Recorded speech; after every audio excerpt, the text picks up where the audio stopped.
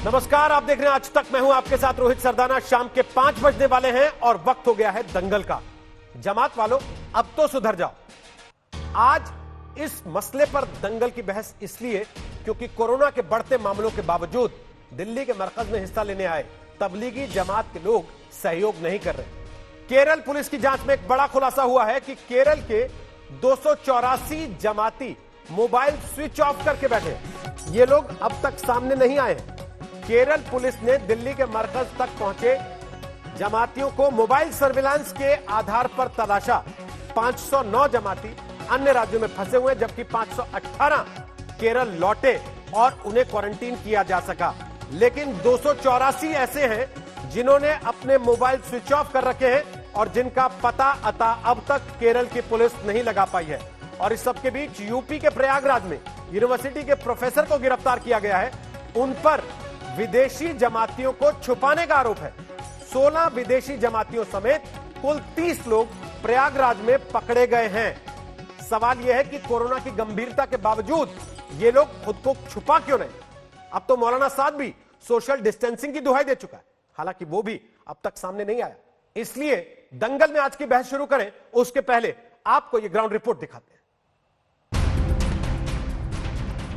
पूरब के ऑक्सफोर्ड का तमगा रखने वाले इलाहाबाद विश्वविद्यालय के प्रोफेसर हैं ये जनाब। नाम प्रोफेसर शाहिद है, लेकिन देश दुनिया में मचे हाहाकार के बावजूद कोरोना के अपराध का आरोप इनके सर माथे आया है। प्रयागराज की पुलिस ने प्रोफेसर शाहिद को गिरफ्तार किया है क्योंकि उन पर तबलीगी जमात के दिल्ली जलसे में शामिल विदेशियों को छुपाने का आरोप है। 16 विदेशी तबलीगी जमातियों और प्रोफेसर शाहिद समेत 30 लोग प्रयागराज पुलिस की पकड़ में आए हैं। प्रयागराज के करैली, शिवकुटी और शाहगंज थानों में मुकदमा दर्ज हुआ है। शाहगंज में 7 विदेशियों समेत 17 लोग पकड़े गए। करैली में 9 विदेशियों समेत 12 की गिरफ्तारी हुई और शिवकुटी से प्रोफेसर शाहिद की धरपकड़ हुई है। गिरफ्तार लोगों पर उनके ऊपर बन रहे मामलों के आधार पर फॉरेनर्स एक्ट और महामारी एक्ट जैसे कानूनों में कार्रवाई की गई है। मार्च में जब से दिल्ली के निजामुद्दीन मरकज से कोरोना का मामला सामने आया है, तभी से सरकारें कह रही हैं कि तबलीगी खुद सामने आए। तबलीगी सामने आने की कौन कहे? यहाँ तो विदेशी तबलीगियों को छुपाने के एक नहीं कई मामले खुल चुके हैं। दिल्ली के मरकज से लौटकर छुप गए तबलीगी राज्यों के लिए संकट बने हुए हैं। इस बीच केरल ने पता लगाया है कि दिल्ली जलसे में शामिल हुए राज्य के कम से कम 284 तबलीगी जमाती अभी भी सामने नहीं आए हैं।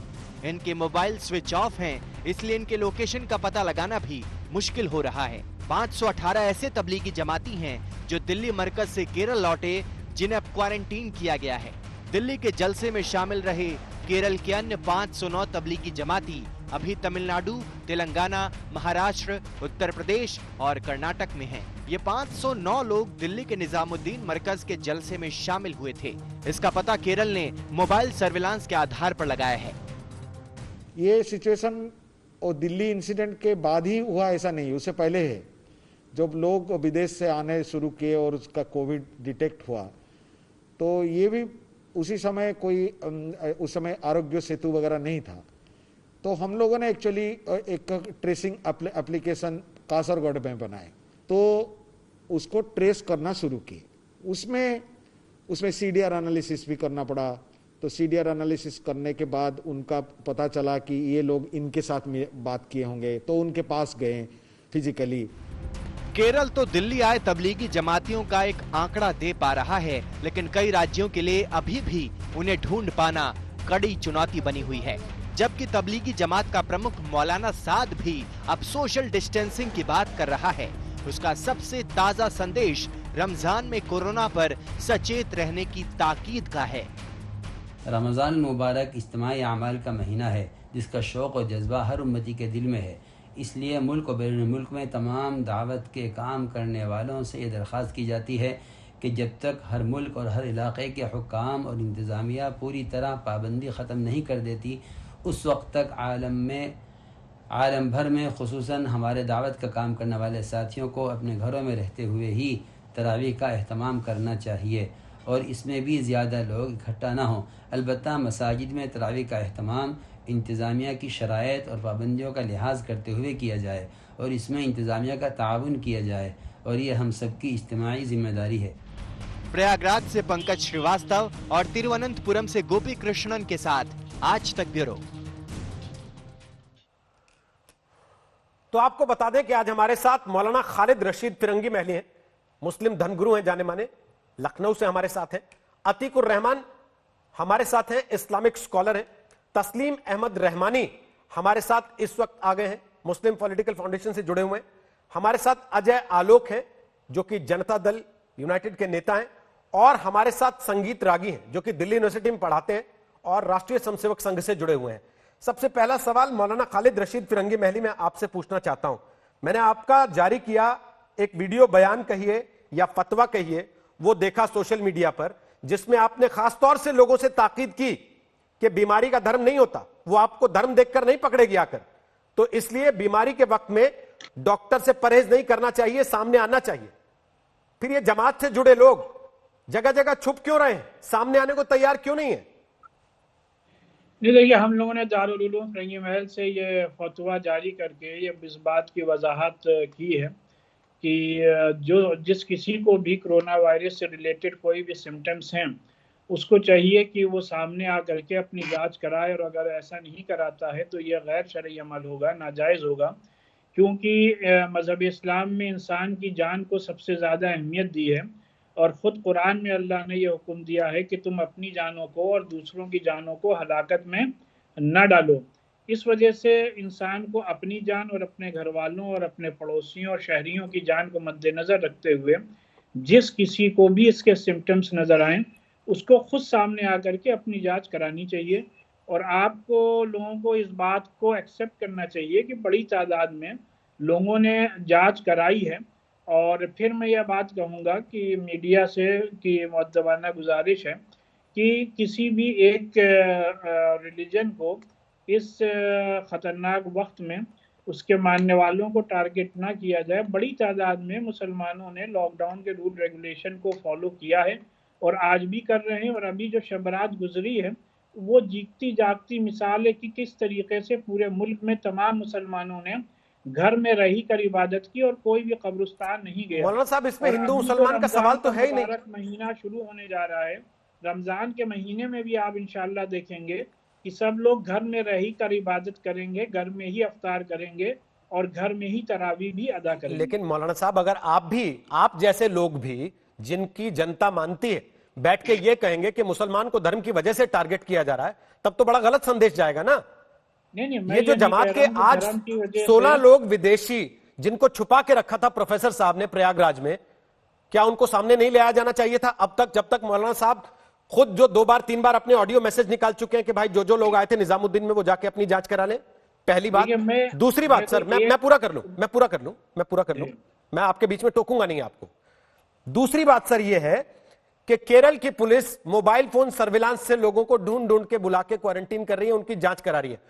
जमात के कार्यक्रम में गए 284 लोग ऐसे हैं जिन्होंने फोन बंद कर रखे हैं, वो सामने आने को तैयार नहीं है, बताने को तैयार नहीं है। उनकी लिस्ट है लेकिन उनका आता पता नहीं है वो कहां है। अब उनको ढूंढे तो आप ये कहेंगे कि धर्म के आधार पर टारगेटिंग हो रही है। नहीं, मैं कोई एक ब्लैंकेट कोई एक वो नहीं बयान दे रहा हूं। मैं ये कह रहा हूं कि जो लोग भी ऐसा कर रहे हैं वो गलत कर रहे हैं, उनकी तादाद बहुत कम है। लेकिन आप इस बात को भी एक्सेप्ट करें कि बड़ी तादाद में जमात से जुड़े ही हुए लोगों ने सामने आकर के अपने आप को अपनी जांच के लिए पेश किया भी है।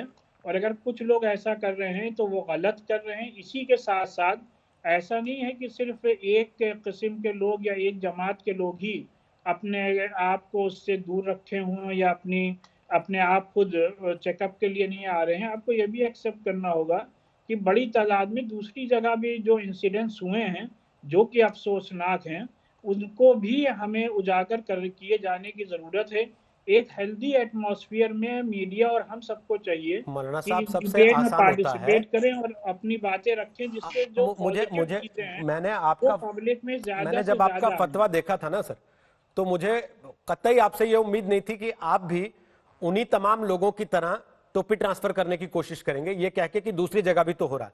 आप तो खुद इस बात को बखूबी समझ चुके हैं कि ये छूत की बीमारी है। आपके यहां 2 आदमी हो या 20 आदमी हो, वो बीमारी फैलने की आशंका पूरी तब की बनी हुई है। अब क्योंकि दूसरे तबके ने जांच नहीं कराई, तो क्या आपको अपने लोगों को यह कहना चाहिए कि भाई जांच मत कराओ आप भी, या उनको यह कहना चाहिए कि सामने जाओ तुरंत और जांच करवाओ? इतनी देर और अब तो सिम्टम्स भी नहीं आ रहे हैं। इतनी देर की बात में क्या मैंने एक भी ये लाइन कही कि दूसरे लोग आकर ना कराएं या ये ना कराएं वो ना कराएं? मैं ये कह रहा हूं कि जितने लोगों के अंदर भी इस किस्म के सिम्टम्स हैं, या लोग उसके ऐसे लोगों के जो पॉजिटिव अब हुए हैं या जिनको क्वारंटीन किया गया है, उनके कांटेक्ट में आए हैं, उन सबको आगे आकर अपनी जांच करानी मौलाना चाहिए। साहब, दिक्कत ये हो गई कि अब तो सिम्टम्स भी नहीं आ रहे हैं। ज्यादातर ऐसे मामले आ गए जिसमें कि आदमी में लक्षण नहीं दिखते, जांच होने के बाद पता चलता है कि ये आदमी कोरोना पॉजिटिव है।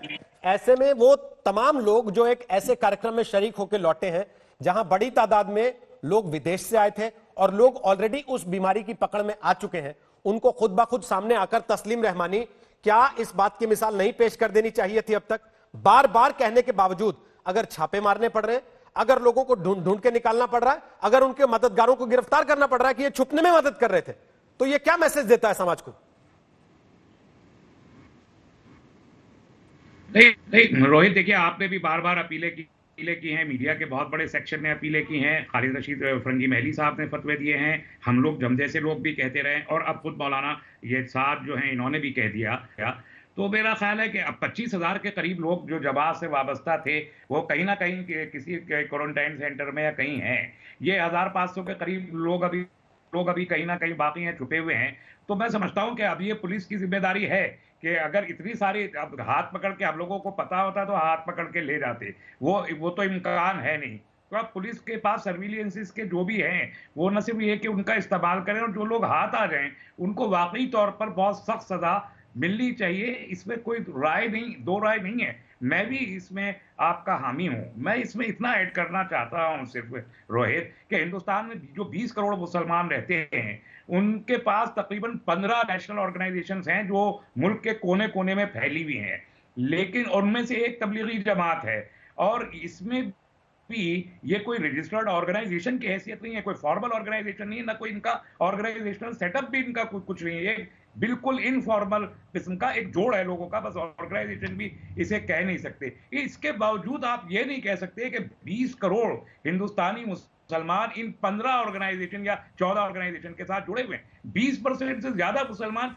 के नहीं जुड़े हुए, 80% मुसलमान किसी ऑर्गेनाइजेशन से भी जुड़ा हुआ नहीं है। रहमानी साहब, आप जो बात कह रहे हैं मैं उससे 100% सहमत हूं। शायद 50 लाख मुसलमान होंगे जो तबलीगी जमात को फॉलो करते होंगे इस देश में, लेकिन सर इस देश के सारे मुसलमान तो मुस्लिम पर्सनल लॉ बोर्ड को भी नहीं मानते। लेकिन उसके बावजूद जब से जमात का सवाल खड़ा हुआ, बड़े बड़े पढ़े लिखे लोग आकर ये कवर फायर क्यों देने लगे कि साहब सारे मुसलमानों को बदनाम किया जा रहा है? क्यों नहीं उन्होंने पहले दिन से खड़े होकर ये कहा कि जो लोग जमात में गए थे वो सामने आए, अपनी जांच करा लें? क्यों जमात के नाम पर पत्थरबाजी होती रही, डॉक्टरों को पत्थर मारने लगे? नहीं, उसकी वजह समझने की कोशिश कीजिए। देखिए, जब भी हमने ये डिस्कस किया, पहले दिन से किसी ने नहीं कहा कि जमात के लोगों को आके और वो अपने टेस्ट नहीं करवाने चाहिए। एक इंसिडेंस नहीं बता सकते आप, एक किसी का स्टेटमेंट नहीं कोट कर सकते कि किसी ने ये कहा हो कि जमात के लोगों को बाहर नहीं आना चाहिए या उन्हें हॉस्पिटल नहीं जाना, किसी ने भी नहीं कहा है। इसके बावजूद इस सारी डिबेट का जो 21 दिन से चल रही है, इसका जो सर हमें कहने की जरूरत क्या थी? मौलाना साहब का आपने खुद ऑडियो सुना था जिसमें वो बैठ के कह रहे थे कि मरना है तो मस्जिद से बेहतर जगह ही नहीं कोई। उसके लिए उन तबलीगी जमातियों को आपके या फिरंगी महली साहब के भाषण की जरूरत नहीं है ना। वहां तो वो भाई साहब बैठ के खुद ही बोल रहे थे, उनको जिनकी गाइडेंस पे वो चल रहे थे सब। कह रहा हूं ना कि आज तक मौलाना साहब बाहर क्यों हैं? क्या हमारी पुलिस और हमारा होम मिनिस्ट्री इतनी कमजोर हो चुकी है कि मौलवी साहब को आज तक गिरफ्तार नहीं कर सकी? तो इसकी क्या गारंटी है जिस दिन वो गिरफ्तार होंगे आप ही पैरवी करने नहीं बैठेंगे कि इनकी गिरफ्तारी कैसे हो गई, इन्होंने क्या किया ऐसा जो इनको गिरफ्तार कर रहे हैं? रहमानी साहब नहीं, मुझे बताइए, पुलिस मुझे ये तो बताइए ना, इसकी क्या गारंटी है जिस दिन गिरफ्तारी होगी उस दिन आप ही विक्टिम कार्ड लेकर नहीं बैठ जाएंगे टीवी पर कि देखो मुसलमान था इसलिए गिरफ्तार कर लिया?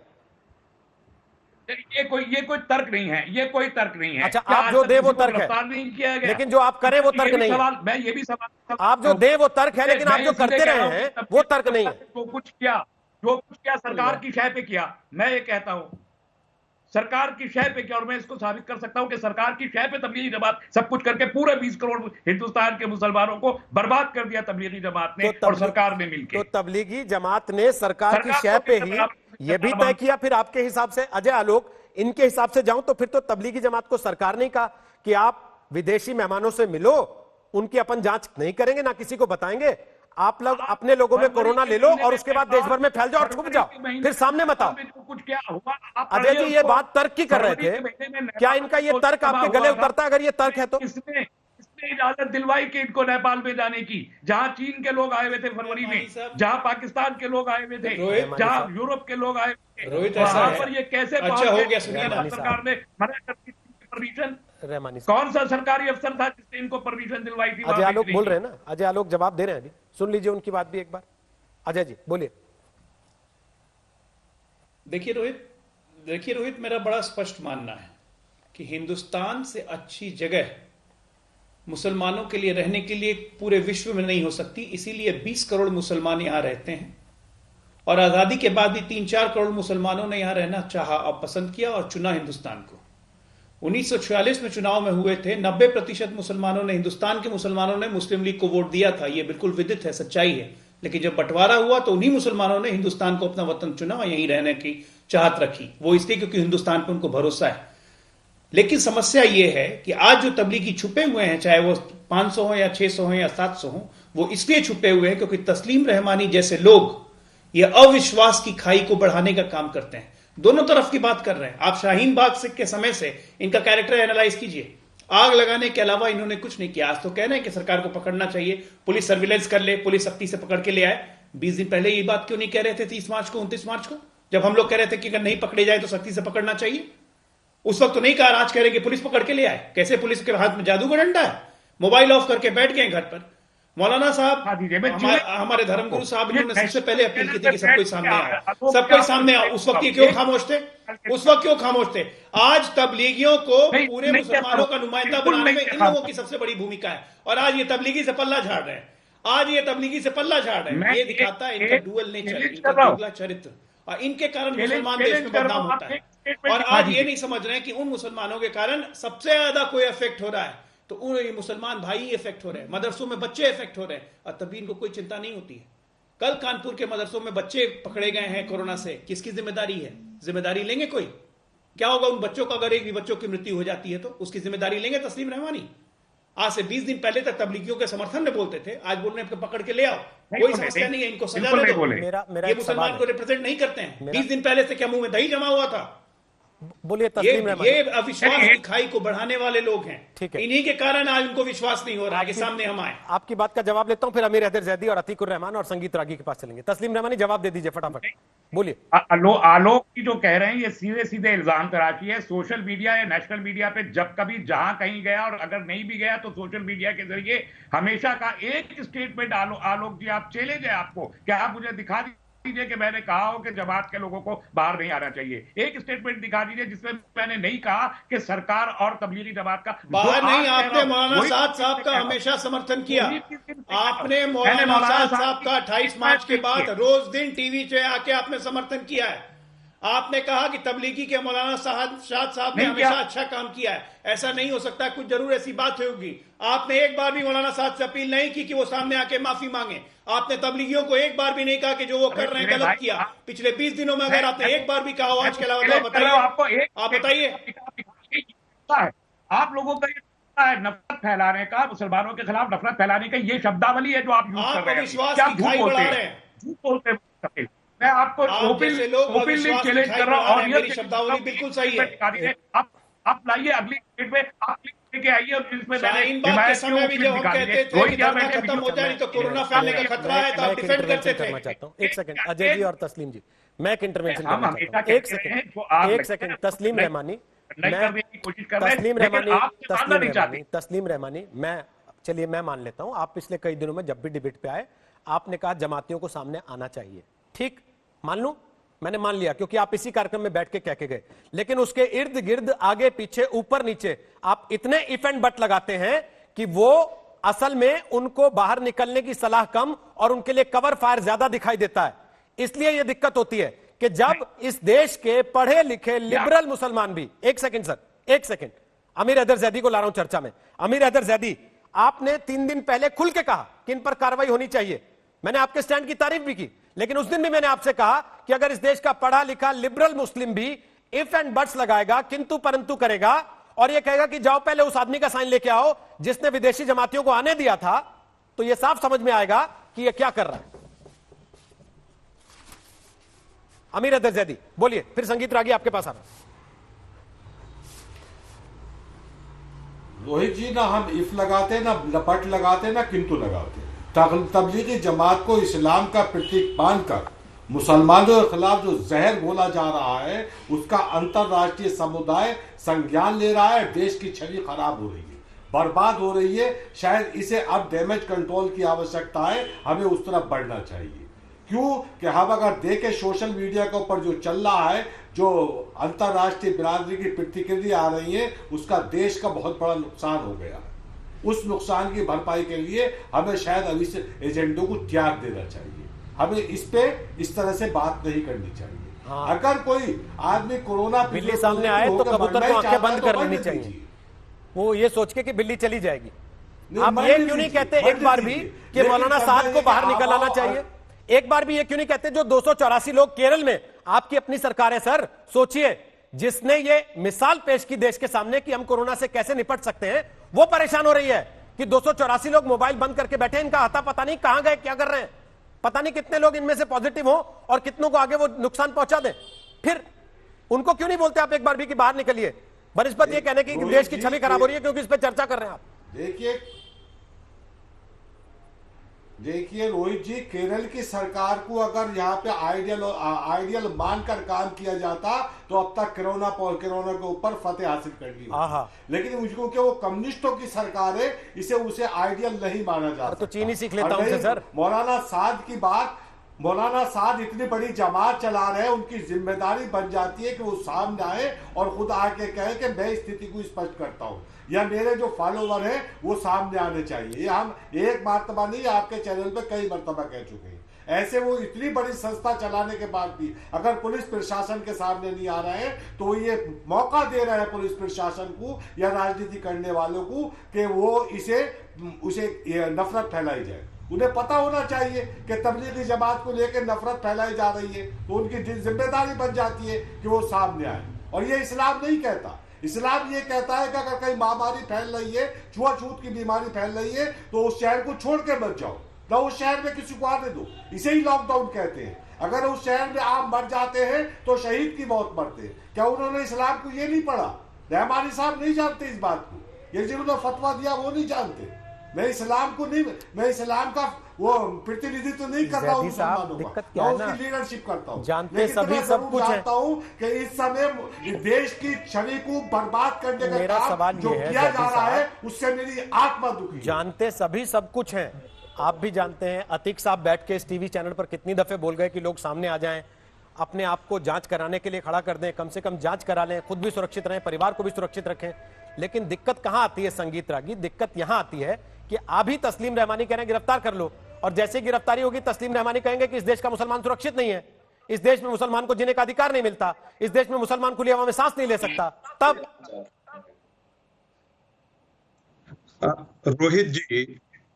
रोहित जी, आज किसी भी धर्म समुदाय के किसी भी पंथ के लोगों को फतवा जारी करने की कोशिश नहीं करनी पड़ी है, चाहे वो हिंदू समुदाय हो, चाहे वो क्रिश्चियन हो, चाहे वो कोई अन्य हो। क्या कारण है कि आजादी के 70 साल बाद भी भारत का संविधान नहीं बोलता है? उस संविधान के और कानून की बात जब की जाती है, लोग उसका अनुपालन न करके, लोग बड़े बड़े मुसलमानों में पढ़े लिखे लोगों ने कहा कि फतवा जारी किया जाए, यानी मुस्लिम समाज का हिस्सा फतवों से चलता हो और वह कानून से नहीं चलता हो, ये एक अपने आप में बहुत गंभीर और सोचने का विषय है। दूसरी बात, तबलीगी जमात की सोच जो है वो लोगों को चिंतित करती है, क्योंकि तबलीगी जमात एक मध्ययुगीन सोच के साथ ये शुरू करता है कि बाकी लोग हैं वो काफिर हैं और काफिरों के खिलाफ जिहाद है, जिहाद में उनकी मौत भी यदि होती है तो ये दीन के लिए है, और ऐसे दीन के लिए यदि हम शहीद भी हो जाते हैं तो हमें अल्लाह ताला जो है वो जन्नत हमें नवाजेगा। ये जो मानसिकता है यही लोगों को डराता है। बात करती है सर तस्लीम रहमानी और आमिर जैदी भाई, नहीं आप संगीत रागी साहब आप नफरत फैलाते हैं, जहर फैलाते हैं, इसके अलावा कुछ और काम नहीं करते, जिसका नतीजा झारखंड में नहीं है। ये दुनिया को मत समझाइए। के अंदर भी आपका ही नतीजा था। आप लोगों ने झूठ बनाया कि तबलीगी जमात के लोग जगह जगह साधुओं के भेष में छिपे हुए, जिसके अंदर 2 साधुओं की हत्या हुई, वो भी परिणाम आपका ही था। आप जैसे लोगों ने देश की छवि बर्बाद कर दी है। आप जैसे लोग देश की छवि को नुकसान पहुंचा रहे हैं, जिसकी भरपाई पूरे देश को करनी पड़ेगी। जैदी साहब रुक जाइए, थोड़ा सा रुक जाइए। इतनी सहिष्णुता तो रखिए कि दूसरा आदमी अपनी बात पूरी कर ले। मैं अतीक साहब की बजाय आप ही से कमेंट ले लूंगा वापस, अगर आपको लगता है अतीक साहब डिफेंड नहीं कर ये आपकी गलत एजेंडा चला रहे हैं। आप जो एजेंडा चला रहे हैं वो सही है क्या? आप बिना एजेंडा के बैठे हैं यहाँ पर, आप बिना एजेंडा के बैठे हैं। आपका एजेंडा भी लोगों को समझ में नहीं आ रहा क्या? मेरे सामने देश है, देश सर्वोपरि है। हाँ, आप अपना सर्टिफिकेट माथे पे लगा के रखिए और दूसरे का फाड़ दीजिए तुरंत। ये तो अजीब तरीका है सर। जनता को तय करने दीजिए ना किसका एजेंडा देश है और किसका एजेंडा हिडन है। ये जनता अपने आप तय कर लेगी। एक दूसरे को सर्टिफिकेट तो मत बांटिए कम से कम। संगीत रागी फटाफट पूरा कीजिए, अतीक रहमान उसके बाद आपके पास तो रोहित जी कम से कम देखिए, लेकिन हमें पता है जमात रहमानी साहब प्लीज, अब फिर वो पीएफआई पे आ जाएंगे। आप आरएसएस पीएफआई का लड़ाई लड़ते रहिएगा उसके बाद यहाँ पर बैठकर। इसलिए एक दूसरे को सुनना तो सीखिए पहले। या ऐसा उन्होंने कोई तार दबा दिया आपका कि आप लोग एकदम कुलबुला गए? लोगों को ऐसा मैसेज तो मत दीजिए कि आप सुन भी पाने के सक्षम नहीं है वो जो कह रहे हैं उस बात को। जिसका नतीजा ये हुआ सुन तो लीजिए कम से कम बात को। का मजहब पूछा जा रहा है, वो इनके एजेंडे के कारण नहीं हो रहा है। जो जान के अंदर लिंचिंग हुई है वो इनके एजेंडे के कारण। प्लीज आप तो कम से कम प्लीज आप रहने दीजिए। आपकी सरकारों में देखा इस देश ने कैसे खूनी लड़ाइयां हुई हैं और आपकी सरकारों में कितने कितने लोगों ने जान गंवाई है इस देश में और किन किन बातों पर गंवाई है। सर ये सारा देश जानता है, दुनिया इस बात को जानती है। इसलिए यहाँ बैठ के होली का मंच मत दिखाइए मुझे। आप भी उस हमाम में उतने नंगे जितना कोई और, आप भी इस हमाम में उतने नंगे जितना कोई और। इसलिए यहाँ बैठ के अपने आपको होली का मत बताइए कम से कम प्लीज।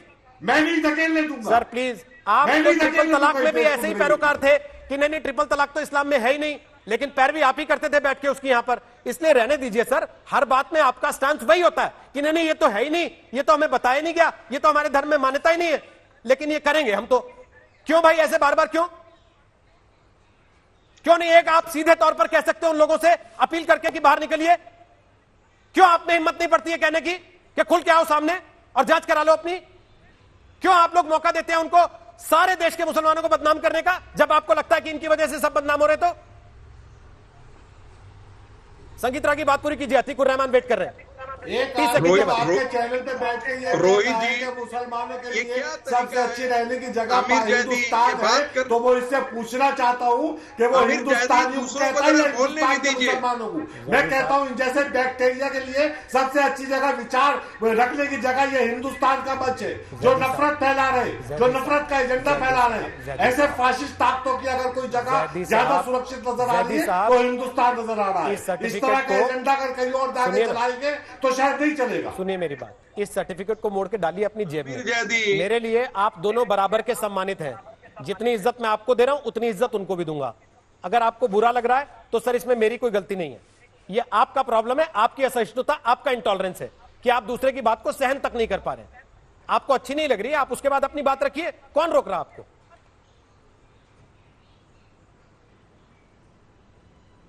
रोहित जी, रोहित जी अब आप समय जाया कर रहे हैं, मेरा भी, अपना भी और देश की जनता का भी जो आपको देख रही है बैठ के, उससे और गलत मैसेज जाएगा। जिसको आप दुरुस्त करने की कोशिश कर रहे हैं इतने दिन से दबे छुपे, वो दुरुस्त नहीं होगा और बिगड़ जाएगा। कम से कम सुनना सीखिए। संगीत रागी पूरा कीजिए फटाफट, अतीकुर रहमान वेट कर रहे हैं बहुत देर से। रोहित जी, तबलीगी जमात आतंकवाद की प्रयोगशाला है। वो आतंकवाद का प्रयोग, आतंकवाद पैदा करने वाली मानसिकता पैदा करता है। आप संगीत रागी साबित करोगे, आप संगीत रागी साबित करोगे कि जब यह चैनल आज तक ये इसे इंडोर्स करता है कि तबलीग जमात आतंकवाद की प्रयोगशाला। मैं तो आपकी बात को एंडोर्स नहीं कर रहा, आपकी बात को पता नहीं आपकी पार्टी भी एंडोर्स करती है कि नहीं। सर आमिर हैदर जैदी, संगठन आतंकवादी आमिर हैदर जैदी आपकी बातों को पता नहीं आपकी पार्टी भी एंडोर्स करती है कि नहीं। आप मेरे से अपना एंडोर्समेंट चाहते हैं। देखिए और कुछ नहीं, वैचारिक आतंकवाद लेकिन इस समय आप फैला रहे हैं चिल्ला चिल्ला के, जिसमें आप दूसरे आदमी को बोलने भी नहीं दे रहे। उससे ये साफ पता लगता है कि वैचारिक आतंकवाद कम से कम आप फैला रहे हैं। आप वैचारिक आतंकवाद तो फैला रहे हैं कि दूसरे को नहीं सुनने देंगे, जैसे ही बोलेगा चिल्ला चिल्ला के उसकी आवाज को दबा देंगे, गला घोट देंगे, और ये वैचारिक आतंकवाद है। और ये देश देख रहा है सामने बैठ के कि आपको दूसरे की बात इतनी भी कबूल नहीं है कि आप उसको पूरा बोलने दें। आप तबलीगी जमात के पैरोकार नहीं है, लेकिन तबलीगी जमात का नाम आते ही आप बिलबिलाते जैसे किसी की पूंछ पर पैर पड़ गया हो। रोहित जी, सच्चाई इतनी कड़वी है, सच्चाई इतनी कड़वी है, इस देश के लोगों को यह जानना चाहिए कि हिंदू इनकी नजर में काफिर है।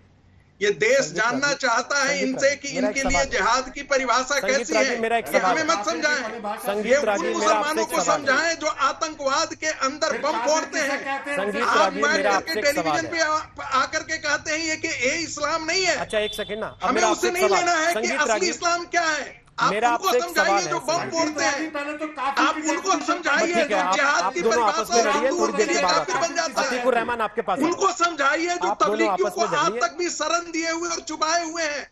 उनको बताइए करके बाकी समाज में जो है वो कोरोना फैला रहे हैं। तबलीगी बम जो है वो कोरोना बम लेकर के चारों ओर घूम रहा है। संगीत उनको समझाइए। चलिए आपकी आवाज कम कर रहे हैं आप हमको दीन ईमान मत समझाइए। सर आपकी आवाज जो आतंकवाद पैदा करता है दीन के नाम पर, आप उनको समझाइए। अच्छा नहीं लगता मुझे ऐसे किसी की आवाज बंद करना, अच्छा नहीं लगता, क्योंकि हम ही आप लोगों को बुला रहे हैं और आप ऐसी स्थिति कर दें कि आवाज बंद करनी पड़े तो अच्छी बात नहीं है। सर प्लीज, मैंने आपके लिए उनसे रिक्वेस्ट की कि आपको बोलने दें, तो आपसे भी जब रिक्वेस्ट कर रहा हूं तो आप मान लें प्लीज। अतीकुर रहमान पिछले 25 मिनट से आप लोगों को सुन ही रहे हैं ना लगातार, जरा उनकी बात भी सुन लेते हैं। अतीकुर रहमान इसको किनारे कर दीजिए। पिछले 10 मिनट में 5 मिनट में जो इन दोनों की बहस हुई वो उन दोनों की निजी एक दूसरे के ऊपर टिक्का टिप्पणी, आप भी जानते हैं इन दोनों के पेन पॉइंट्स कहाँ हैं एक दूसरे के प्रति। लेकिन मेरा सवाल वो बड़ा पेन पॉइंट है जो इस देश को परेशान कर रहा है। क्यों नहीं सीधे तौर पर वो सारे लोग बाहर आ सकते? क्यों उनको दिन दिन ढूंढ ढूंढ कर छापे मार के पकड़ पकड़ के निकालना पड़ रहा है? क्यों लोग उनके मददगार बने हुए हैं? वो पढ़े लिखे लोग हैं, समझदार लोग हैं, जिनसे लोग उम्मीद करते हैं कि ये क्लासरूम में पढ़ाएंगे प्रोफेसर, अगर वो विदेश से आए जमात के लोगों को छुपाएंगे तो फिर क्या मैसेज जाएगा? रोहित भाई, बगैर किसी किंतु परंतु हम पिछले 8 दिनों से ये लोगों से अपील कर रहे हैं, ये आप भी जानते हैं, आपने भी इस चीज को रहा। अब रहा सवाल ये प्रोफेसर साहब का, तो मेरी इतनी बात समझ में आ रही है क्योंकि आज ये हकीकत सामने आई है प्रोफेसर साहब की प्रयागराज से, तो मेरी इतनी बात समझ में आ रही है कि उन दिनों में ये रिक्वेस्ट की गई थी जमात के लोगों से कि जिन लोगों को सिम्टम्स हो वो अपने आप को क्वारंटाइन कर लें। तो बहुत पॉसिबल है, मैं कोई इनको कवरिंग फायर नहीं दे रहा हूँ रोहित जी, बहुत पॉसिबल है कि इनको कोई सिम्टम्स ना हो और इन्होंने अपने आप को क्वारंटाइन करना ठीक ना समझा हो, बल्कि 2 दिन पहले ही इस चीज को उजागर किया गया मिनिस्ट्री ऑफ हेल्थ अफेयर्स की तरफ से कि एसिम्प्टोमेटिक लोग भी इसके शिकार हो रहे हैं। तो ये एक बहस का अलग मुद्दा हो गया था। रोहित भाई, क्या वजह है, मैं आपसे पूछना चाहता हूं कि हम अगर 8 दिन से आपके चैनल्स पर आके कोई तरफदारी नहीं कर रहे हैं जमात की, कोई तरफदारी नहीं कर रहे हैं मौलाना साहब की, उसके बावजूद आप हमारी बात को तस्लीम क्यों नहीं करते हैं? फिरंगी महल साहब ने इतने अच्छी तरह से आपके सामने मुद्दे रखे, इतने अच्छी तरह से ये बताने की कोशिश की आपको कि चंद मुसलमानों की वजह से हम लोगों को जो ये पूरा के पूरा तीखड़ा उठाना पड़ रहा है हिंदुस्तान के अंदर, गली कोने के अंदर दाढ़ी और टोपी देखकर मुसलमानों के साथ में दुर्व्यवहार किया जा रहा है। फिरंगी साहब ने उसको दूर करने की कोशिश की, वो भी आपने खुलासा मंजूर नहीं किया। अतीक भाई एक बात तो रोहित जी आप बताइए कि हम अपने आप मैं आपसे एक सवाल पूछ रहा हूँ, मैं आपसे एक सवाल पूछ रहा हूँ, अगर मेरे घर में कोई समस्या होगी, अतीक भाई अगर मेरे घर में कोई समस्या होगी उसका समाधान पहले मैं कर लूं वो बेहतर है, या पास पड़ोस वालों को, अगल बगल वालों को उंगली उठाने का मौका दूं वो बेहतर है? रोहित भाई, एक हद होती है ना उंगली उठाने की। जब एक तो छोड़ दे, का बड़ा हिस्सा छोड़ दे, फिर तो बात ही ना हो इस पे। साथ दे रहा है लॉकडाउन के लिए, तमाम मस्जिद तमाम चीजों पे हमने पाबंदी लगा ली है, तो छोड़ दे फिर, इस पे बात करना बंद कर दे, मतलब आप ये कह रहे हैं? रोजाना शाम के वक्त में ये उंगलियां उठाना, मतलब सरकार तो कहाँ तक के जवाब देंगे? सरकार ढूंढना बंद कर दे जमात वालों को जो अब तक सामने नहीं आए, मुल्क का भी नुकसान उनकी जांच को जाने दें, ऐसे ही कोई बात नहीं, ना हो कोई फर्क नहीं पड़ता, ये जानते हुए भी कि वो एक ऐसी जगह से आए हैं जहां की वजह से बहुत सारे लोग बीमार पड़े। छोड़ दें इसको, भूल जाएं अब कि ऐसा भी हुआ था इस देश में, और कुछ लोग ऐसे हो सकते हैं जिनके सिम्टम्स ना हो। आप तो जान रहे हैं 80% लोग ऐसे निकल रहे हैं जिनमें सिम्टम्स नहीं है। आपके आर्गुमेंट्स आपने अप्रिशिएट क्यों नहीं किए? मैं तो आपके आर्गुमेंट्स भी अप्रिशिएट कर रहा हूं लगातार पहले दिन से। फिरंगी महली साहब और बैठे होते तो क्या पता मैं उनके आर्गुमेंट्स अप्रिशिएट करके ही कार्यक्रम खत्म करता, और उनके आर्गुमेंट्स तो मैंने उसी दिन अप्रिशिएट कर दिए जिस दिन उन्होंने आके फतवा दिया और कहा कि लोग सामने आए, खड़े हों, बताएं, डॉक्टर्स के ऊपर हमले ना करें, डॉक्टर्स को पत्थर ना मारें, डॉक्टर इलाज करने के लिए आता है। मैं तो उस दिन से अप्रिशिएट कर रहा हूं उनको। अगर आपको नहीं मालूम तो इसमें मेरी गलती है क्या? या अगर वो कार्यक्रम में आए तो उनसे सवाल ना पूछूं, उनसे कहूं कि आप क्योंकि मौलाना है फिरंगी महली साहब, आप एक तकरीर करें और चले जाएं यहां से। रोहित भाई कि इससे देश का भी नुकसान हो रहा है, आस पड़ोस के मुल्क भी इसका नोटिस ले रहे हैं और वहां इसका बहुत एक नेगेटिव असर हो रहा है। मतलब जमाती छुपे, विदेशी जमातियों को यहाँ के लोग छुपाएं, उनको पुलिस ढूंढ ढूंढ के निकाले, उनमें आधी ताकत लगानी पड़े, फिर जब उनको ढूंढने जाएं तो वहां से कभी पत्थर चले कभी गोली चले। तो लेकिन सरकार को इसलिए नहीं करना चाहिए क्योंकि देश का नाम बदनाम हो जाएगा इससे। किया जा रहा है और फिर आप ये भी कहें कि नहीं इसमें कोई साजिश नहीं है, ये तो बड़े मासूम है बेचारे, ऐसे कर दिया इन्होंने क्योंकि ये डर गए थे। सपोर्ट भी नहीं मिल रहा है। अजय आलोक, आप तो सत्ताधारी पार्टी के नेता, जरा मुझे ये बताइए ऐसी स्थिति में सरकार की जिम्मेदारी क्या? वो आंख बंद कर ले क्योंकि पाकिस्तान में खबर छप जाएगी, या कोई अंग्रेजी का अंतरराष्ट्रीय अखबार खबर छाप देगा कि हिंदुस्तान में जमात के लोगों को ढूंढ रही है पुलिस, और देश की छवि खराब होगी? देखिए रोहित, सरकार तो संविधान के हिसाब से ही चलेगी या कानून के हिसाब से ही चलेगी, और सरकार को सिर्फ कुछ लोगों की फिक्र नहीं करनी है, सरकार को पूरे देश की फिक्र करनी है। और जो देश की सुरक्षा पे खतरा के निशान पैदा करेंगे, सरकार उनसे वैसे ही डील करेगी जैसे सरकार डील करते आई है, चाहे वो केंद्र सरकार हो चाहे राज्यों की सरकार हो। और हर राज्य सरकार अपना दायित्व पूरा कर रही है। तबलीगियों को पकड़ा जा रहा है और उनके साथ कोई मुरवत नहीं की जा रही है। विदेशी तबलीगियों को हम जेल भी भेज चुके हैं बिहार में और चाहे यूपी में, और जो डॉक्टर उन पर हमला कर रहे हैं उन पर सख्त से सख्त धाराएं लगा के उनको अंदर किया जा रहा है। बात सिंपल सी है, अविश्वास बढ़ाने का समय नहीं है।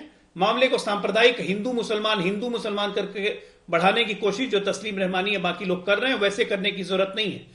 बात है कि सिम्टम हो या ना हो, अगर तबलीगी में गए थे सामने आइए, जांच करवाइए, आप कारण मत बनिए संक्रमण का। एक लाइन का मैसेज है, समझना है समझ जाइए, नहीं समझना है तो ठीक है, सेकेंड लॉकडाउन के बाद थर्ड लॉकडाउन में जाएंगे।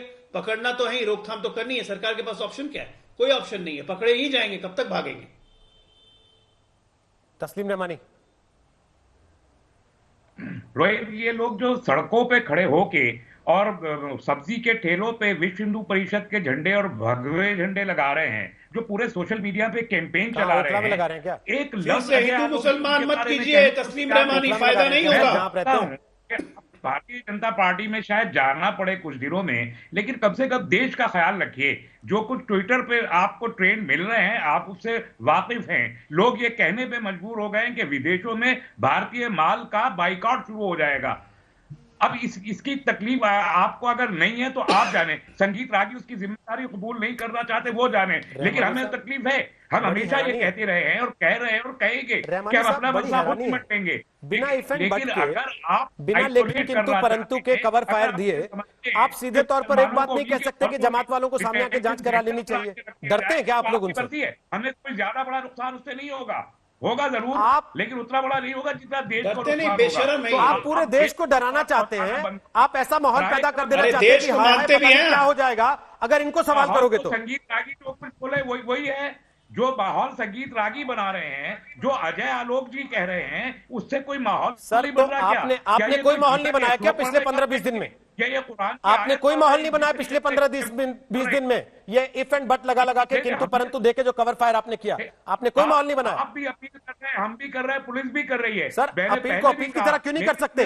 अपील में इतना घुमावदार बना के उसको जाल की तरह फेंकने की क्या जरूरत है कि सामने वाला समझ भी ना पाए कि अपील कर रहे हैं या बचा रहे हैं? अपील है या वकील है, ये तय भी ना कर पाए अगर देखने सुनने वाला आपको, तो फिर तो सर शर्म आनी चाहिए इस बात पे हमें कि हम साफ सुथरे 2 लाइन में ये नहीं कह सकते कि अगर आप कार्यक्रम में गए थे तो सामने जिम्मेदारी लेके सारों को अपील करनी चाहिए कि सामने आओ। नहीं, इनको जो जिम्मेदारी लेनी चाहिए तब ये जिम्मेदारी से भाग जाते हैं ये लोग। मैं शुरू से कह रहा हूं ये लोग विश्वास पैदा करने वाले लोग हैं कि सब लोगों को सामने आना चाहिए, इनकी वजह से पूरे समाज के ऊपर सवाल उठ रहा है। ये बात आप लोग क्यों नहीं कह पाए? क्यों आप लोग हमेशा खबर फायर देते रहे उस चीज को और बढ़ाते रहे और आज उसको ऐसा रंग दे दिया और फिर दूसरों को ये बताने लगे कि तुमने खराब कर दिया? अच्छा है सर ये तो। चलिए अरविंद केजरीवाल प्रेस कॉन्फ्रेंस कर रहे हैं, एक सेकंड। दिल्ली के मुख्यमंत्री परिवार के इसकी एक किट बनाई जा रही है। ये किट जो राशन लेने आएंगे राशन की दुकान पे हर व्यक्ति को दी जाएगी, और जो जिनके पास राशन कार्ड नहीं है, जो मैंने बताया 30 लाख और ऐसे लोग हैं जिनको हम राशन दे रहे हैं, फ्री राशन दे रहे हैं, उन लोगों को भी एक एक किट उन लोगों को मई के राशन के साथ उन सब लोगों को दी जाएगी। एक दिल्ली के अंदर हमने असेसमेंट किया कि बीमारी अगर बढ़ गई तो कितनी एम्बुलेंस की ज़रूरत पड़ेगी, तो आज 60 नई एम्बुलेंस के लिए नई एम्बुलेंस हायर करने के लिए सरकार ने आदेश दे दिए हैं। देश के कई इलाकों से खबर आ रही है कि वहाँ पे पत्रकारों के जब टेस्ट करवाए गए तो कई पत्रकारों को कोरोना निकल रहा है। मैं भगवान से, पत्रकार इस टाइम फ्रंट लाइन पे खड़े होके और देश की सेवा कर रहे हैं, रिपोर्टिंग कर रहे हैं, बड़ी हिम्मत के साथ काम कर रहे हैं। उनके काम को और उनके जज्बे को, मैं सभी पत्रकारों के जज्बे को मैं सलाम करता हूं। बहुत बड़ा काम कर रहे हैं। इस समय जानकारी, सही जानकारी मिलना बहुत इम्पॉर्टेंट है सबके लिए। तो मेरे पास कल से कई पत्रकारों के फ़ोन आ रहे थे कि आप हमारी भी टेस्टिंग का इंतज़ाम कराइए।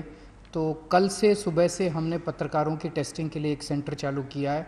उसकी सारी जानकारी पत्रकारों को और मीडिया हाउसेस को दे दी जाएगी।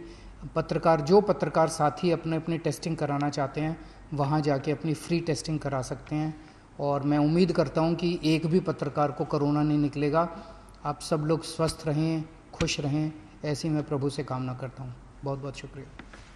तो दिल्ली के मुख्यमंत्री अरविंद केजरीवाल प्रेस कॉन्फ्रेंस कर रहे थे, कोरोना के बारे में जानकारी दे रहे थे, और साथ ही उन्होंने ये भी कहा कि मुंबई में कुछ पत्रकार कोरोना पॉजिटिव पाए गए हैं। दिल्ली में पत्रकारों की जांच की व्यवस्था करेंगे, लेकिन इस उम्मीद के साथ कि फ्रंटलाइन पर खड़े होने के बावजूद पत्रकार इस बीमारी को मात देकर सामने आए।